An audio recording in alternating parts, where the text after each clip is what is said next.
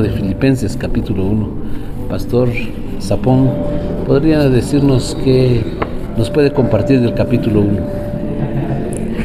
Buenos días, hermanos.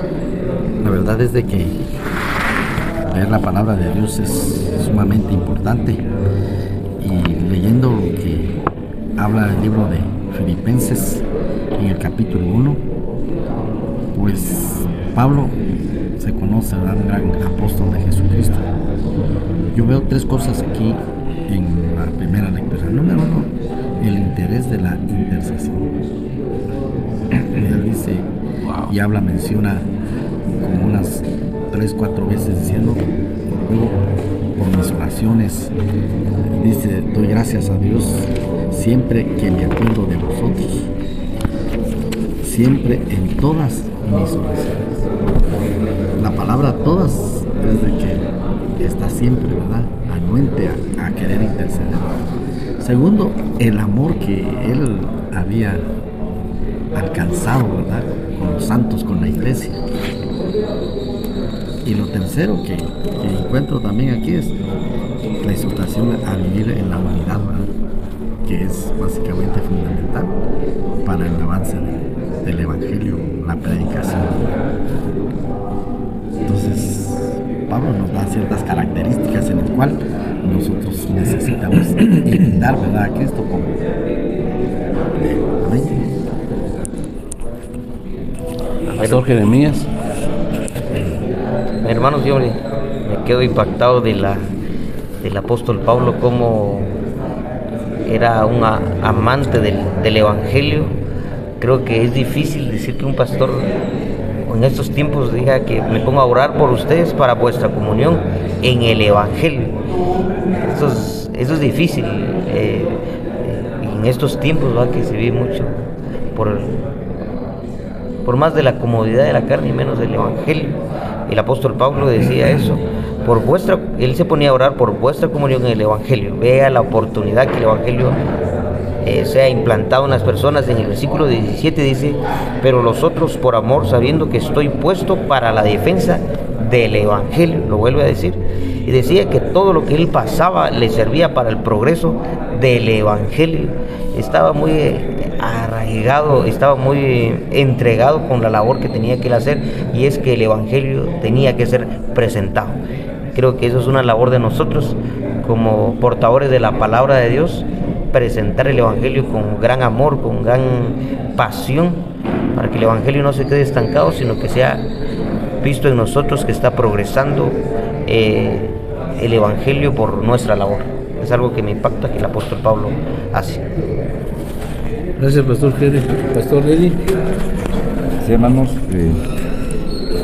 para hacer una extensión de lo que hermanos Lucas y Joel platicaban, nos llama la atención la actitud espiritual de Pablo, y en este caso pues también de Timoteo, porque ambos estaban prisioneros.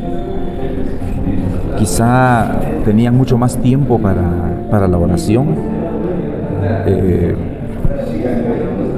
pero no les importaba la prisión, sino que constantemente estaban en oración, interesados en los hermanos que estaban llegando pues a los pies de Jesucristo, aceptándolo como su Salvador. Y entonces Pablo habla de esto, del entrañable amor que tenía por cada uno de los hermanos miembros de la iglesia en Filipos, y les habla de su amor, pero también les pide a ellos que se agencien cada día más del conocimiento y de la ciencia en el amor, para poder decidir y escoger las verdaderas acciones que los identifiquen como hijos de Dios. Allí mismo también Pablo en la prisión se da cuenta muchas veces de la hipocresía con la que se quiere servir a Dios, porque descubre que allí hay gente hiriente que, usando el evangelio, lo hacían para atacarlo y para hacerlo sentir mal. No sé, de repente envidiando su ministerio, el crecimiento que se tenía. Pero Pablo entonces se llega a entender enteramente, porque estando en prisión y ante el inminente peligro que vivían, entonces él suelta esas palabras que son conocidísimas por todo cristiano, que para mí el vivir es Cristo y el morir es ganancia, porque realmente él estaba viviendo al borde quizá de la muerte, pero en esa comunión íntima que tenía con Cristo a través de la oración, él se dio cuenta pues de que el vivir para él era ganancia, pero también se dio cuenta que era muy necesario, dice, estar con los hermanos para seguirles apoyando, orientándoles y dándoles a conocer todo lo que el Señor les revelaba. Creo entonces que este primer capítulo es bastante interesante, como decía el hermano Lucas, porque se descubre ese poder intercesor de Pablo, le agrego ese amor a los creyentes y el no ponerle atención a las prisiones o a la prisión en la cual estaba viviendo él. Ahí estamos, hermano. Gracias, Pastor Eddie. Bueno, yo quiero hacer mi aporte también.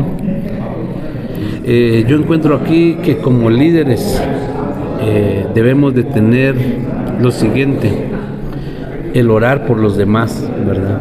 Porque son como hijos y él ahí manifiesta su amor. A veces el líder, el pastor, no tiene ese amor genuino hacia el miembro, pero aquí encontramos cuando pone a Dios por testigo en el versículo 8: porque Dios me es testigo de cómo los amo a todos vosotros con el entrañable amor de Jesucristo. ¡Qué amor! El líder debe de tener amor por las almas. Número 2, el líder debe animar a las almas aun cuando él esté pasando en una circunstancia difícil. Él estaba en prisiones, él estaba pasando un momento difícil, pero tenía palabras para la gente, tenía ese ánimo que necesitaban los demás. Y tercero, el líder debe modelar, ser ejemplo. Ahí encontramos que a pesar de las dificultades, a pesar de las oposiciones o el contrapeso que tenía aún el Evangelio, él lo miraba como una oportunidad para ver la gloria del Señor en medio de la tribulación, de la dificultad que él vivía, mostrando así que hay que tener un ministerio no solo en tiempos favorables, sino que en tiempos desfavorables también, un ministerio hasta las últimas consecuencias, ¿verdad? Eso muestra el apóstol Pablo en el capítulo 1. Es mi aporte, espero que pueda ayudar para la exposición